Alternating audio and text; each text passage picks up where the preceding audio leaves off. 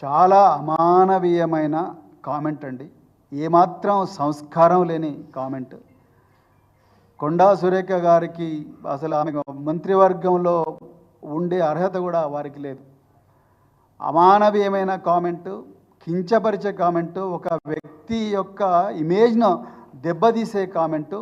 దీని మీద తప్పకుండా లీగల్ చర్యలు కూడా ఉంటాయి. ఇట్లా నోరు మూసుకొని కూర్చోరు తెలంగాణ ప్రజలు. నేను మళ్ళీ రిపీట్ చేస్తున్నా, మేము మళ్ళీ ఇప్పుడు కూడా చెప్తున్నా, మా పార్టీ నాయకులు కేటీఆర్ గారు పీడిత ప్రజల కోసం రాత్రింబవళ్ళు పోరాడుతూ ఉన్నారు. ఆ పోరాటాన్ని చూసి తట్టుకోలేక మా బండారం బయటపడుతుందని చెప్పి కాంగ్రెస్ పార్టీ ఇలా కొండా సురేఖ గారితోని చాలా విచ్చలవిడి, అంటే సంస్కారం లేని కామెంట్స్ చేయిస్తూ ఉన్నారు. తప్పకుండా ఆమె వెనక్కి తీసుకోవాలి, క్షమాపణ చెప్పాలి. అటెన్షన్ డైవర్షన్ చేయాలని చూస్తున్నారు.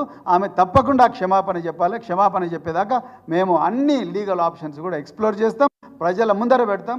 తప్పకుండా వారు దాన్ని వెనక్కి తీసుకోవాల్సిందే, వెనక్కి తీసుకోవాలని డిమాండ్ చేస్తున్నాం. ఏమాత్రం కూడా అంటే మాటల్లో చెప్పలేనంత అమానవీయమైన, సంస్కారం లేని కామెంట్ కొండా సురేఖ గారు చేస్తున్నారు. వాళ్ళ కాంగ్రెస్ సంస్కృతికి అద్దం పడుతున్నది ఆమె చేసే కామెంట్.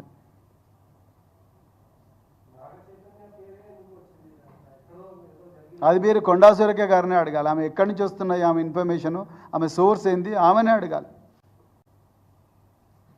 ఇది తప్పండి. ఒక జాతీయ ఒక నాయకుడిని, ఒక మంచి ఇమేజ్ ఉండి తెలంగాణను ప్రపంచ పటంలో పెట్టిన ఒక గొప్ప దార్శనికుడిని ఇంత నీచంగా మాట్లాడడం అనేది చాలా చాలా దురదృష్టకరం. కాంగ్రెసు సంస్కృతి, నీచ సంస్కృతికి నిలువుటద్దం కొండా సురేఖ గారు చేస్తున్న కామెంట్స్. పూర్తిగా మేము దీన్ని ఖండిస్తున్నాం.